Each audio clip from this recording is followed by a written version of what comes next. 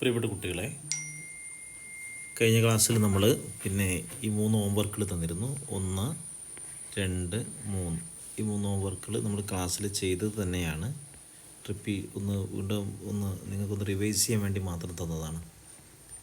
Okay, നമ്മളിനി discuss ചെയ്യാൻ പോകുന്നത് പേജ് നമ്പർ 29-ാം പേജിലെ 1-ാമത്തെയും 2-ാമത്തെയും ചോദ്യമാണ്. മലയാളം മീഡിയത്തിലെ കുട്ടികൾ ഇതുമായി ബന്ധപ്പെട്ട പാഠഭാഗങ്ങൾ നിങ്ങളുടെ ടെക്സ്റ്റ് ബുക്കിൽ നോക്കിയാൽ കിട്ടും. അതുമായിട്ട് ബന്ധപ്പെട്ട ചോദ്യങ്ങളും രണ്ടും ഒരുപോലെ തന്നെയാണ്. ഓക്കെ, ഇതിൽ 1-ാമത്തെ ചോദ്യം: there are 35 children in a class. 3/5 of them are girls. How many girls are there in the class?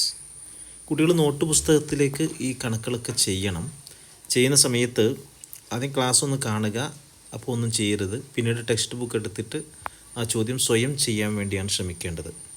മാഷ് പറയുന്നത് പോലെ കോപ്പി അടിച്ച് ചെയ്തരുത്, അപ്പോൾ നിങ്ങൾക്ക് മാത്സിലുള്ള ഇമ്പ്രൂവ്മെൻറ്റ് നഷ്ടപ്പെടും. അങ്ങനെ ചെയ്യരുത്. ക്ലാസ് 1, 2, 3 തവണയൊക്കെ കാണുക, എന്നിട്ട് ആ ചോദ്യം സ്വയം ചെയ്യാൻ ശ്രമിക്കുക. ഓക്കെ, ഇവിടെ പറഞ്ഞിരിക്കുന്നത് ഒരു ക്ലാസ്സിൽ 35 കുട്ടികളുണ്ട്. അതിൽ 3 ഭാഗം കുട്ടികൾ പെൺകുട്ടികളാണ്.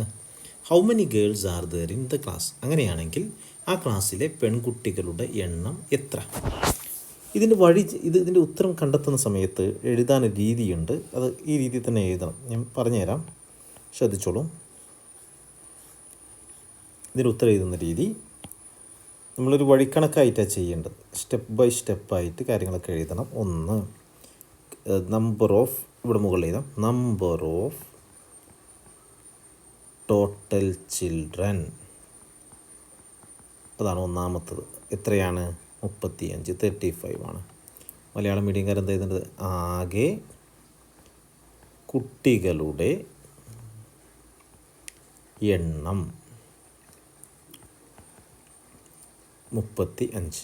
1-ാമത്തേതായി ഈ ചോദ്യത്തിൽ നിന്ന് കിട്ടിയ വിവരമാണിത്. ഈ ചോദ്യത്തിൽ നിന്നാണ് നമ്മൾ കണ്ടെത്തിയത് ക്ലാസ്സിൽ 35 കുട്ടികളുണ്ടെന്ന്. ഇനി 2-ാമത്തത് ഇതിൽ പറഞ്ഞിരിക്കുന്നത് 3 ഭാഗം 3/5 പാർട്ട് ഓഫ് ആർ ഗേൾസ്. അപ്പോൾ എഴുതേണ്ടതാണ് നമ്പർ ഓഫ് ഗേൾസ്, പെൺകുട്ടികളുടെ എണ്ണം എന്താണ്? 3/5 ഓഫ് 35.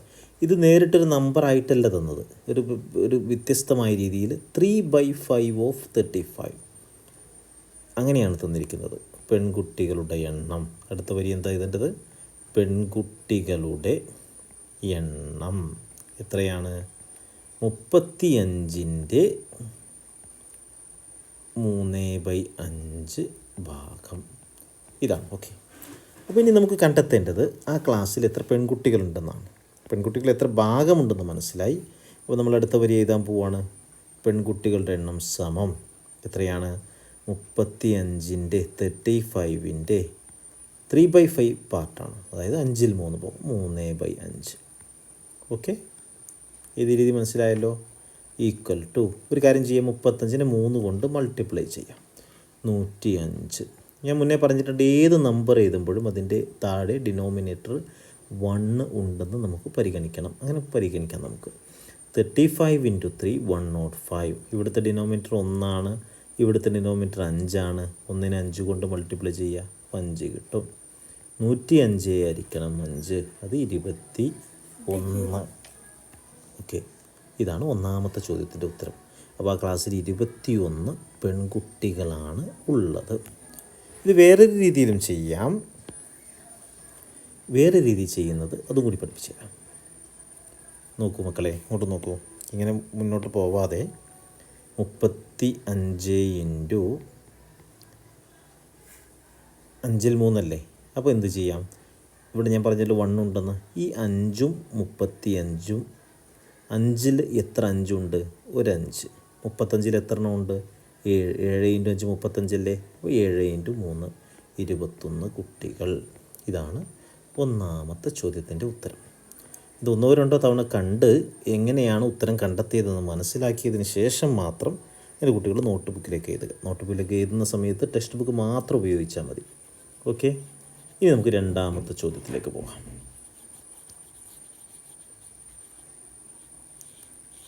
2-ാമത്തെ ചോദ്യം ഏതായിരുന്നു? 2-ാമത്തെ ചോദ്യം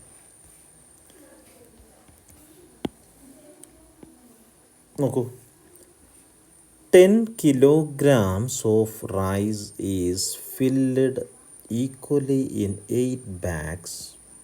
If the rice in 3 such bags are taken together, how many kilograms would that be? മക്കൾക്ക് ചെയ്യേണ്ട പ്രധാനപ്പെട്ട ഒരു കാര്യം, ഈ ക്വസ്റ്റ്യൻസ് ഒക്കെ വരുമ്പോൾ ഇംഗ്ലീഷ് മീഡിയം കുട്ടികളോടാണ് പ്രത്യേകിച്ച് പറയാനുള്ളത്. ഈ ഒരു ക്വസ്റ്റ്യൻ വായിച്ചതിന് ശേഷം എന്താണ് ക്വസ്റ്റ്യനിൽ പറഞ്ഞിരിക്കുന്നതെന്ന് സ്വയം മനസ്സിലാക്കാൻ പറ്റുന്നുണ്ടോ എന്ന് ശ്രമിക്കണം.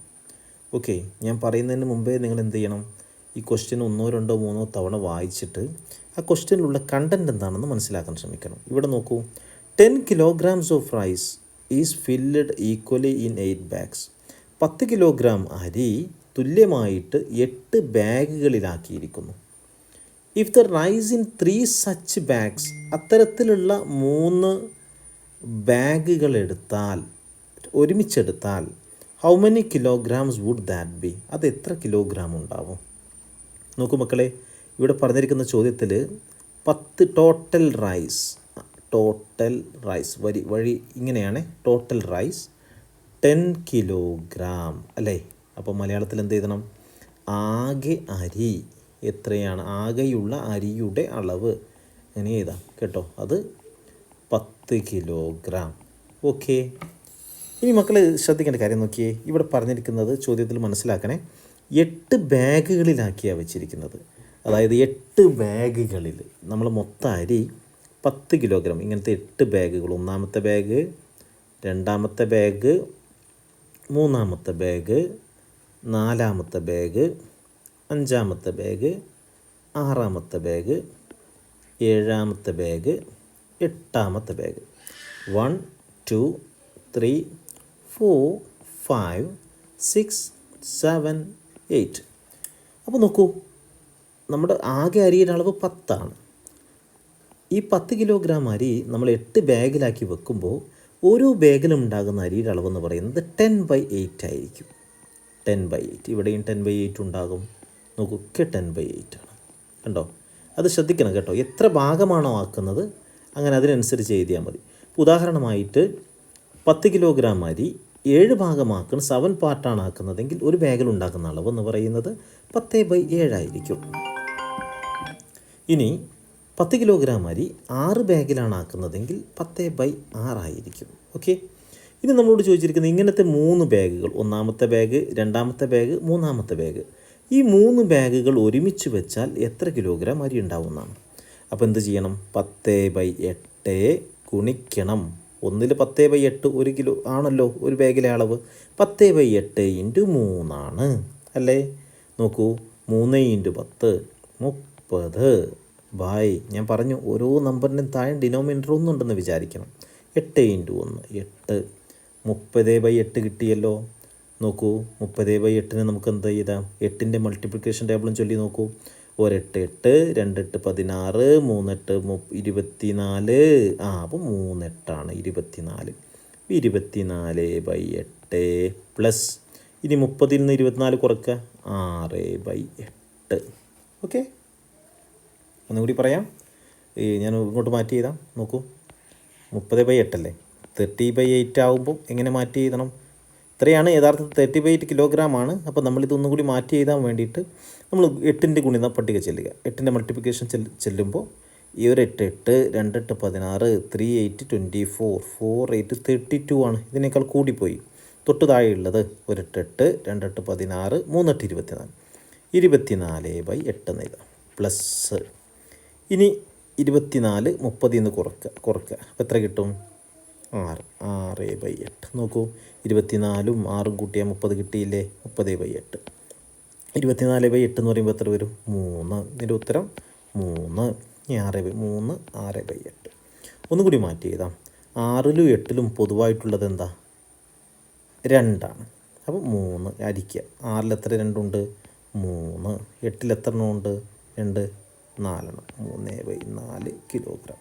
അപ്പോൾ മൊത്തം 3 ചാക്കുകൾ ഒരുമിച്ച് വെക്കുമ്പോൾ കിട്ടുന്ന അരിയുടെ അളവെന്ന് പറയുന്നത് 3/4 കിലോഗ്രാം, അതായത് 3.25 kilogram.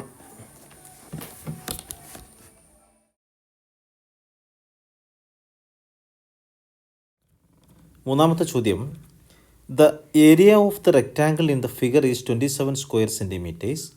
It is divided into 9 equal parts. What is the area of the darker part in square centimetres? അതായത് ഇവിടെ തന്നിരിക്കുന്ന ചതുരത്തിൻ്റെ പരപ്പളവ് എന്ന് പറയുന്നത്, താഴെ തന്നിരിക്കുന്ന ചതുരത്തിൻ്റെ പരപ്പളവ്, മലയാളം മീഡിയം കുട്ടികളുടെ ടെക്സ്റ്റ് ബുക്ക് നോക്കണം. ചതുരത്തിൻ്റെ പരപ്പളവ് എന്ന് പറയുന്നത് 27 ചതുരശ്ര സെൻറ്റിമീറ്ററാണ്. ഇത് 9 തുല്യ ഭാഗങ്ങളാക്കി മാറ്റിയിട്ടുണ്ട്. ഓക്കെ, 9 ഭാഗങ്ങൾ, 1 2 3 4 5 6 7 8 9. അങ്ങനെയാണെങ്കിൽ ഇത്തരത്തിലുള്ള 5 ഭാഗങ്ങളുടെ ഏരിയ എത്രയായിരിക്കും? 5 ഭാഗങ്ങളെന്ന് പറയുമ്പോൾ, അതായത് ഇവിടെ മാർക്ക് പ്രത്യേകം ഷെയ്ഡ് ചെയ്തിരിക്കുന്ന ചില ചതുരങ്ങളുണ്ട്. 1 2 3 4 5. ഈ 5 ഭാഗങ്ങളുടെ ഏരിയ എത്രയായിരിക്കും?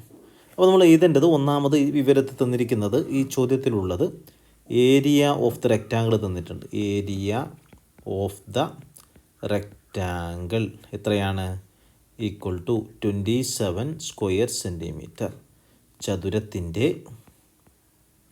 ചതുരത്തിൻ്റെ പരപ്പളവ് സമം 27 ചതുരശ്ര സെൻറ്റിമീറ്റർ. ഇതിന് തുല്യമായിട്ട് 9 ഭാഗങ്ങളാക്കിയിട്ടുണ്ട്. അങ്ങനെയാണെങ്കിൽ ഏരിയ ഓഫ് 1 പാർട്ട്, 9 ഭാഗമല്ലേ, 1 part equal to 27/9 equal to 3. അതായത് ഒരു ഭാഗത്തിൻ്റെ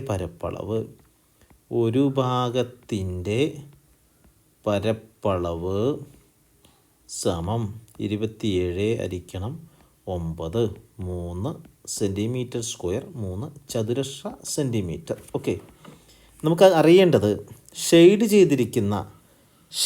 ചെയ്തിരിക്കുന്ന അതായത് ഡാർക്കർ പാർട്ടിൻ്റെ ഏരിയയാണ്. അപ്പോൾ ഡാർക്കർ പാർട്ട് എത്ര എണ്ണമുണ്ട് എണ്ണി നോക്കാം. 1 ഇവിടെ, 2